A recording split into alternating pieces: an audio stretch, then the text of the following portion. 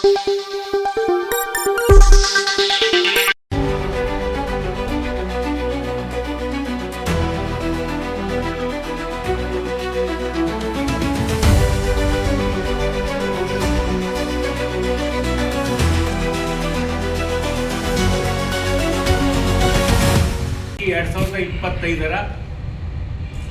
ಕೇಂದ್ರ ಸರ್ಕಾರದ ವಿದ್ಯುತ್ ಕಾಯ್ದೆಯಾಗಿದ್ದು, ಈ ಕಾಯ್ದೆ ಇಡೀ ಭಾರತ ದೇಶದ ಜನಸಾಮಾನ್ಯರ ರೈತರಿಗೆ, ಕೂಲಿಕಾರಿಗೆ ಆಪತ್ತು ತರ್ತಕ್ಕಂಥ ಕಾಯ್ದೆ.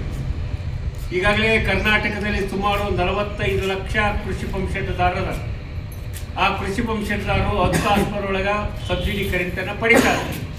ಈ ಕಾಯ್ದೆ ಜಾರಿಗೆ ಬಂದರೆ ಎಲ್ಲರೂ ಕೂಡ ಪ್ರೀಪೇಯ್ಡ್ ಮೀಟರ್ ಹಾಕಿ ಮೋಟರ್ ಇಡಿಸ್ತಕ್ಕಂಥ ಸಂದರ್ಭ ಬರುತ್ತೆ. ಜೊತೆಗೆ 1,07,00,000 ಜನ ಕರ್ನಾಟಕದಲ್ಲಿ ಭಾಗ್ಯಜ್ಯೋತಿ ಕುಟೀರ ಯೋಜನೆಯಲ್ಲಿ ವಿದ್ಯುತ್ತಿನ ಸಬ್ಸಿಡಿಯನ್ನು ಪಡಿತಕ್ಕಂಥ ಸಂದರ್ಭ ಇದೆ. ಆ ಬಡವರಿಗೂ ಕೂಡ ಕತ್ತಲು ಮಾಡ್ತಕ್ಕಂಥ ಈ ಕಾಯ್ದೆಯನ್ನು ಕರ್ನಾಟಕ ರಾಜ್ಯ ರೈತ ಸಂಘ ಸಂಪೂರ್ಣ ವಿರೋಧ ಮಾಡುತ್ತೆ. ಈ ಕಾಯ್ದೆಯಲ್ಲಿ ಏನೇನು ಅಂಶಗಳು ಅಂತಕ್ಕಂಥದ್ದನ್ನು ಬಹಳ ವಿವರವಾಗಿ ಈ ಪುಸ್ತಕದಲ್ಲಿ ಪ್ರಕಟಿಸಲಾಗಿದೆ. ಇದನ್ನು ಪ್ರತಿಯೊಬ್ಬ ಪಂಪ್ಸೆಟ್ದಾರರು ಗ್ರಾಮೀಣ ಪ್ರದೇಶದಲ್ಲಿ ತೆಗೆದು ಹೋಗಬೇಕು, ಜೊತೆಗೆ ಚಳವಳಿಯನ್ನು ಗಟ್ಟಿ ಮಾಡಬೇಕು. ಅದನ್ನು ಕೂಡ ಅವರು ಮೊನ್ನೆ ಕೃಷ್ಣ ಬೈರೇಗೌಡ ಅಂತ ಹೋಗಿರೋದು ನನಗೆ ಲೆಟರ್ ಕಳಿಸಿದ್ರು ಒಂದು ವಾಟ್ಸಪ್ನಾಗ. ಕಂಡು ಮಾತಾಡಿ ಬಂದು ಅರ್ಜೆಂಟ್ ಐತಿ, ನಾವು ಬೇರೆ ಕಡೆಗೆ ಹೋಗ್ತೀವಿ. ಯಾಕಂತಂದ್ರೆ ಸರ್ಕಾರಿ ಜಮೀನು ಇರ್ತಕ್ಕಂಥವು ಯಾರ್ಯಾರು ಹಾಕ್ಯಂದು ಅರ್ಜಿ ಹಾಕ್ಯಂಡು ಮಾಡಿಸ್ಕೊಂತ ಕಂಡು ಬಂತು. ಅದನ್ನ ಇವ್ರಿಗೆ ಹೇಳಿದ್ನ ಅಂತೇಳಿ, ನೋಡ್ರಿ ಸಾಮಾನ್ಯ ಈಗ ಈ ಬೇರೆದಾಗ 75-80 ಎಕರೆ ಐತಿ ಈಗಲೇ ಸರ್ಕಾರಿ ಜಮೀನು. ಒಂದು 100 ಅರ್ಜಿ ಅದಾವ, ಅದಕ್ಕೆ ಹಾಕಿರೋರು ಹಾಕ್ತದ. ಯಾಕಂದ್ರೆ ಸ್ಥಿತಿಗತಿ ಚೆನ್ನಾಗಿದ್ದಾರೆ ಆಗ್ತದಾರ, ಇದು ಬಡವರಿಗೆ ದಕ್ಕಬೇಕಂತಂದಾಗ ಅದನ್ನು ಹೋಗಿ ಒಂದು ಪ್ರಸ್ತಾಪ ಮಾಡಿ ಬಂದ್ರು. ಮುಂದೆ ನಾನು ಕ್ಯಾಬಿನೆಟ್ ನಲ್ಲಿ ಏನೋ ಮಾತಾಡ್ತಂತ ಹೇಳಿ ಇವ್ರನ್ನ ಕಳಿಸಿದ್ರು. ಅದನ್ನ ನಂಗೆ ವಾಟ್ಸಪ್ನಾಗ ಇಟ್ಕೊಂಡೆ ಅರ್ಜಿ ಹಾಕಿತ್ತು. ಆಮೇಲೆ ಕೆಲವೊಂದು ಈಗ ಇವು ಪೂರ್ತಿ ಇರೋವು ಅವು ಇವನ್ನೆಲ್ಲವೂ ತಿಳುವತಿ. ಮೊನ್ನೆ ಒಂದು CM ಹತ್ರ ಮಾತಾಡೋದು ಫೋಟೋ ಹಾಕಿದ್ವಿ. ಇದು ಹುಟ್ಟದ ಬಗ್ಗೆ ಮಾತಾಡ್ತಿದ್ರೆ ಏನೋ ನನಗೆ ಬರಲ್ಲ. CM ತಾಗ ಸಿದ್ದರಾಮಯ್ಯ ಅಂತಾಗ ಕುತ್ಕೊಂಡು ಚರ್ಚೆ ಮಾಡೋದು ಒಂದು ಫೋಟೋ ಬಂದ್ಬಿಟ್ಟು. ಆಮೇಲೆ ಫೋನ್ ಕರೆಯಲ್ಲಿ ಕೇಳಿಲ್ಲ. ಇದ್ರಿಂದ ರೈತರ ಭೂಮಿ ಬಗ್ಗೆ, ಸರ್ಕಾರಿ ಜಮೀನು ಓಡಿದ ಬಗ್ಗೆ ಅದನ್ನ ಚರ್ಚೆ ಮಾಡ್ತಾ ಇದ್ದೀವಿ. ಅದಕ್ಕಾಗಿನ ಈಗೇನು ಸಾಫ್ಟ್ವೇರ್ಗಳು ಐತಲ್ಲ ಸ್ಟಾಪ್ ಮಾಡಿದಾರೆ. ಇದು ವೀರ್ ಸಂಘರ ಪಾತ್ರ ಐತಂತ ಇಡೀ ಅವ್ರೊಬ್ಬರದಲ್ಲ, ರೈತ ಸಂಘದ ಜೊತೆಗೆ ಅವ್ರೆಲ್ಲ ಬೆಂಗಳೂರಲ್ಲಿ ಇರ್ತಾರೆ. ಎಲ್ಲರೂ ಹೋಗಕ್ಕಾಗಲ್ಲ. ಒಂದು ವಿಷಯ ತಿಳಿಸಿದಾಗ ಅದನ್ನ ಸಾಫ್ಟ್ವೇರ್ಗೆ 1-1.5 ತಿಂಗಳು ಸ್ಟಾಪ್ ಮಾಡಿದಾರೆ ಬಂಧನ. ಯಾಕೆ ಇದು ಕಾಯ್ದೆ ಕಾನೂನು ಬದಲಾವಣೆ ಮಾಡತ್ತಾನ ಯಾವುದೇ ಸಾಫ್ಟ್ವೇರ್ ಓಪನ್ ಮಾಡಬಾರ್ದಂತ ಶಿವಮೊಗ್ಗ ಗೊತ್ತಾಯ್ತಾ? ಇವತ್ತು ಗ್ರಾಮ ಪಂಚಾಯತಿ ಕೂಡ 1-1.5 ತಿಂಗಳು ಸಾಫ್ಟ್ವೇರ್ ಸ್ಟಾಪ್ ಮಾಡಿದ್ದಾರೆ. ಕಾಯ್ದೆಗಳು ಬದಲಾವಣೆ. ಯಾಕಂದ್ರೆ ಬಡವರಿಗೆ ಹಕ್ಕು ಪತ್ರಗಳು ಫ್ರೀಯಾಗಿ ಕೊಡ್ಬೇಕಂತಂದ್ರೆ ಮೊನ್ನೆ ಒಂದು ಹಾವೇರಿಗೆ ಹೋಗಿದ್ವಿ ನಾವು. ಹಾವೇರಿ ತಹಸೀಲ್ದಾರ್ ಹತ್ರ ಕುತ್ಕೊಂಡು ಅವರದ್ದು ಈಗ 2-3 ಸಾವಿರ ಜನಕ್ಕೆ ರೈತರಿಗೆ ಫ್ರೀ ಪಟ್ಟ ಕೊಡ್ಲಿಕ್ಕೆ ಒಂದು ಹಾವೇರಿಯಲ್ಲಿ ನಾವು ಇಲೇಕೆರೂರು ತಹಸೀಲ್ದಾರ್ ಹತ್ರ ಕುತ್ಕೊಂಡು ನಾಳೆ CM ಬರ್ತಾರೆ ಹಾವೇರಿಗೆ. 2,000ದಿಂದ 3,000 ರೂಪಾಯಿ ಬರೀ ಹಿರೇಕೆರೂರು ಫ್ರೀ ಪಟ್ಟ ಕೊಡ್ತಕ್ಕಂಥವು. ಅದು ಇವತ್ತು ಕಾರ್ಯರೂಪಕ್ಕೆ ಬರುತ್ತೆ. ಅದು ಯಾರಿಂದ ರೈತ ಸಂಘದ ಹೋರಾಟ ಮಾಡಿರೋದು ಅವ್ರ ಕಿವಿ ಮುಟ್ಟಿದ್ರೆ ಅದು ಕಾರ್ಯರೂಪ. ಇದು ಸತ್ಯ. ಇದನ್ನು ಹೋರಾಟ ಮಾಡ್ತಕ್ಕಂಥ ಯಾರು ಬಜಾರ್ಗೆ ವ್ಯಾಪಾರ ಮಾಡೋರು, ಬಿಸ್ನೆಸ್ ಮಾಡೋರು, ದೊಡ್ಡ ದೊಡ್ಡ ಕಂಪ್ನಿ ಯಾರು ಬರಲ್ಲ, ನಾವೇ ಸಣ್ಣ. ಅದು ಮಾಡಿರ್ತಕ್ಕಂಥದ್ದು ಯೋಜನೆಗಳನ್ನ ಇವತ್ತು ಅವರ ಸಾಧನೆಗಳನ್ನ ಹೇಳ್ತಕ್ಕಂಥದ್ದು ಇದು ಕೊಟ್ರಪ್ಪ. ನಮ್ಮ ಜನರಿಗೆ ಗೊತ್ತಾಗಲಿ ಅನ್ನೋ ಕಾರಣಕ್ಕಾಗಿ ಒಂದು ಕನ್ನಡಕ್ಕೆ ಅನುವಾದ ಮಾಡಿ ವೀರಸಂಘ ರೆಫರೆನ್ಸ್ ಕಳಿಸಿದೆ, ಶಿವಮೂರ್ತಿ ಕಳಿಸಿದೆ, ಗಣೇಶ ರಾವ್ ಕಳಿಸಿದೆ, ಹುರ್ಕಳ್ಳಿ ಶಿವಕುಮಾರ್ ಅವರಿಗೆ ಕಳಿಸಿದೆ. ನೋಡಿದ್ರು ಚೆನ್ನಾಗಿದೆ ಅಂತಕ್ಕಂಥ ಒಂದು ಅಭಿಪ್ರಾಯ ಬಂತು. ನಾನು ಮಾಡಿ ನನ್ನ ಕಾರಣಕ್ಕಲ್ಲ, ಇದರಲ್ಲಿ ಇರೋ ವಿಷಯ. ಇದನ್ನ ಬರೆದವರು ಯಾರಪ್ಪ ಅಂತಂದ್ರೆ ಕರೆಂಟಿನ ನೌಕರರು ಇದ್ದಾರಲ್ಲ, ಆ ನೌಕರರ ಸಂಘದ ರಾಷ್ಟ್ರೀಯ ಪ್ರಧಾನ ಕಾರ್ಯದರ್ಶಿಗಳು, ಆಲ್ ಇಂಡಿಯಾ ಕಾರ್ಯದರ್ಶಿಗಳು ಬರೆದಂತ ಲೇಖನ.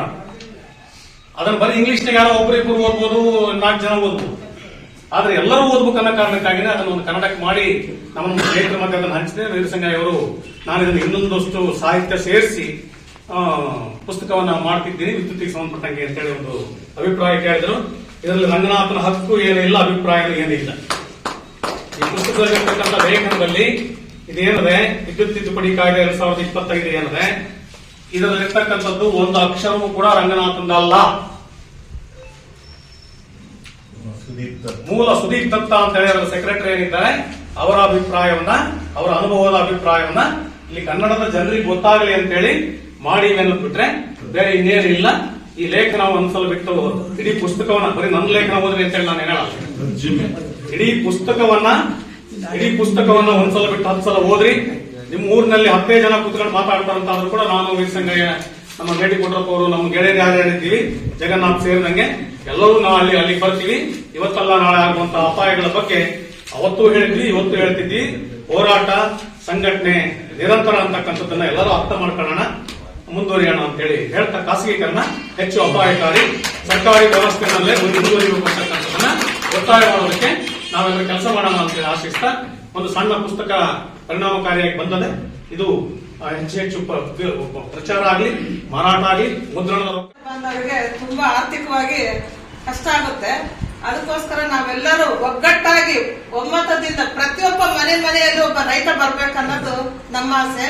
ರೈತರ ಮಕ್ಕಳ ಇವತ್ತಿಂದ ಹೈ ಲೆವೆಲ್ ಅಲ್ಲಿ ಎಜುಕೇಶನ್ ಅಲ್ಲಾಗ್ಲಿ ಮತ್ತೆ ಒಂದು ಆಫೀಸ್ ನಲ್ಲಾಗ್ಲಿ ಎಲ್ಲರೂ ರೈತರಿಂದಾನೇ ಬಂದಿದ್ದಾರೆ. ನಿಮ್ಮಲ್ಲಿ ಎಲ್ಲರಿಗೂ ಏನು ಹೇಳುದಂದ್ರೆ ಪ್ರತಿಯೊಂದು ಮನೆಯಲ್ಲೂ ಒಬ್ಬ ರೈತ ಹುಟ್ಟಲೇಬೇಕು ಅನ್ನೋದೇ ನನ್ನ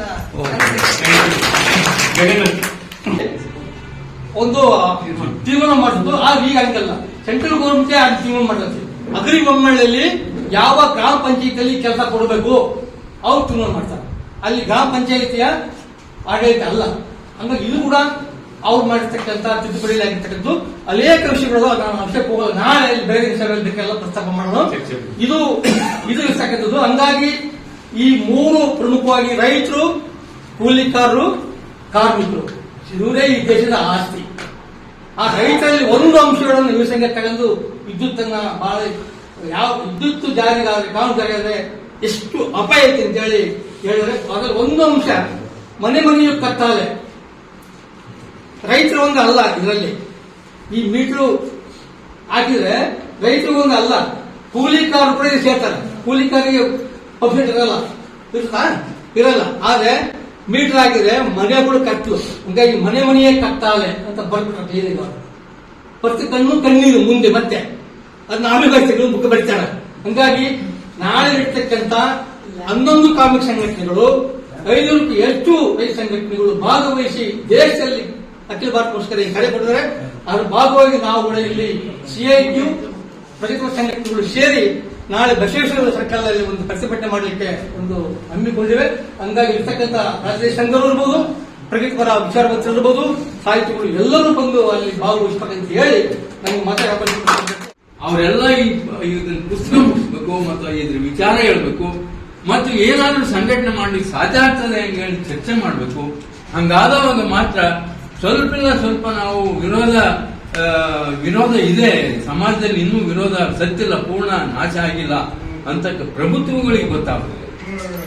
ನಿಜವಾಗ್ಲೂ ಯಾವುದೇ ಪಕ್ಷ ರೈತ ವಿರೋಧಿ ನಿಲುವು ತಾಳಿದ್ರೆ ಕಾನೂನು ಸ್ವಲ್ಪ ಯಜಮಾನ ಸ್ವಲ್ಪ ಇರುತ್ತೆ. ಮುಗಿಸ್ಬಿಡ್ತೀನಿ. ನನಗೆ ಇದಕ್ಕಿಂತ ಮುಗಿಸ್ಬೇಕಾದ್ರೆ ಮನೆಗೆ ಬಂದು ಒಂದು ಆಯ್ತು ಓದಿನ ಓದಿ ರೈತರು ಇದ್ರ ಬಗ್ಗೆ ಆದಷ್ಟು ಜವಾಬ್ದಾರಿ ವಹಿಸಬೇಕಂತ ನನ್ನ ಅಭಿಪ್ರಾಯ ಬಂದದ್ದು. ಖಂಡಿತವಾಗಿ ರೈತರಿಗೆ ಒಂದು ಈಗೇನು ಪಂಪ್ಸೆಟ್ ನೀರಾವರಿ ನಡೀತಾವ, ಏನಾದ್ರೂ ನೀರು ಅಳವಡಿಸಿದ್ರೆ 180% ರೈತರ ಬೇಸಾಯ ಮಾಡಲಿಕ್ಕೆ ಸಾಧ್ಯ. ಇದು ನನ್ನ ಅಭಿಪ್ರಾಯ. ಆದ್ರಿಂದ ಆದಷ್ಟು ಇದು ಹೋರಾಟ ಮಾಡಲಿಕ್ಕೆ ಸಹಕಾರ ಕೊಡಬೇಕು ಎಲ್ಲ ರೈತರು. ಆದಷ್ಟು ಮೀಟರ್ ಅಳವಡಿಸಲಿಕ್ಕೆ ಸಾಧ್ಯ ಇಲ್ಲ ಅನ್ನೋ ಮಾತನ್ನ ಎಲ್ಲರೂ ಒಪ್ಪಿಗೆ ಬೇಕು.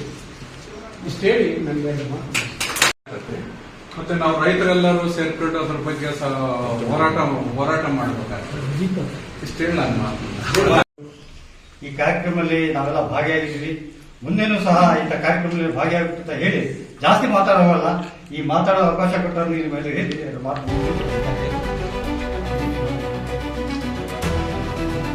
ಒಬ್ಬೊಬ್ಬ ರೈತ ವಿರೋಧಿಯನ್ನು ಕೂಡ ನಾವು ಅಟ್ಯಾಕ್ ಮಾಡಿದ್ವಿ. ಅದನ್ನು ನಾನು ಈಗಲೂ ಮಾತಾಡ್ತೀನಿ.